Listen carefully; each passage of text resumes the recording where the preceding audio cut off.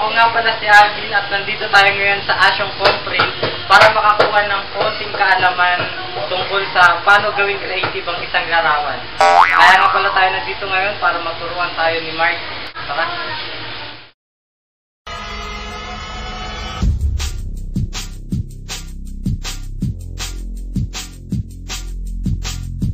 Siya si Mark Robinson E. Chavez, isang graphic artist. At bago siya magsimula, hinahanap niya muna sa internet lahat ng mga imahe na pwede niyang ilagay sa isang larawan. Kailangan ng masusing paghahanap upang maisakatuparan ang pagiging creative ng isang larawan na ayon sa kanyang plano. Hanggang sa i-apply niya ito sa isang larawan na waring nasa ilalim ng isang tubigan.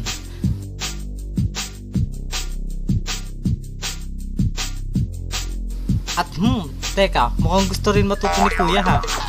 Walang problema kay Sir Mark. Kaya eto, seryoso pa rin. Pero alam nyo ba na ang ibig sabihin ng graphic design ay ang pagiging malikhain sa pagitan ng designer at ng kanyang kliyente?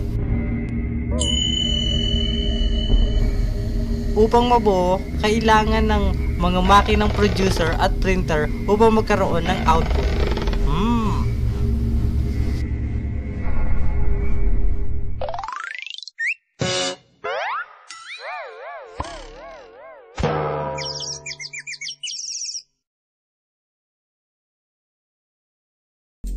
Siya naman si Russell S. Coso.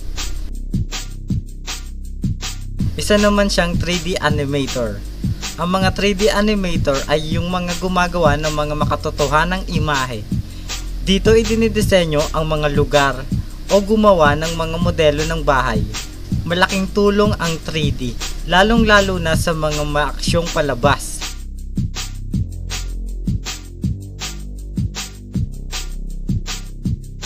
Halimbawa nito ay ang mga palabas na Transformer,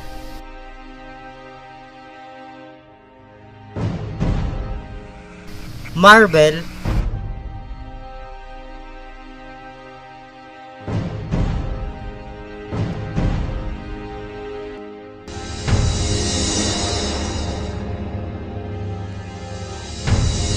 o Iron Man Superhero.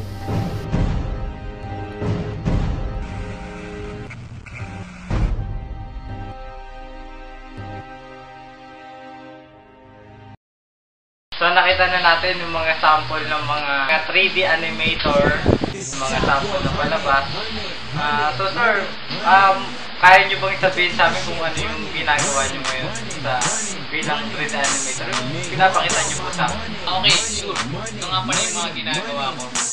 So, una sa lahat, gumawa muna ako ng plate para sa ground. Pinalitan ko ng kulay green para mukhang ugat sa pamaging ano siya sa damo.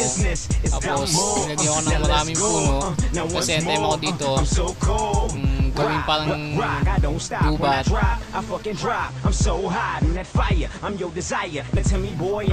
Na makatotohanan.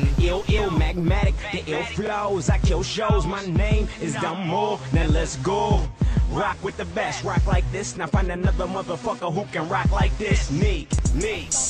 At tapos, ang plano ko, na-save muna ito sa JPEG.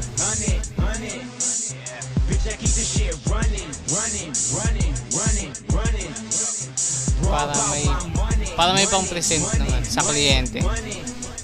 Okay sir.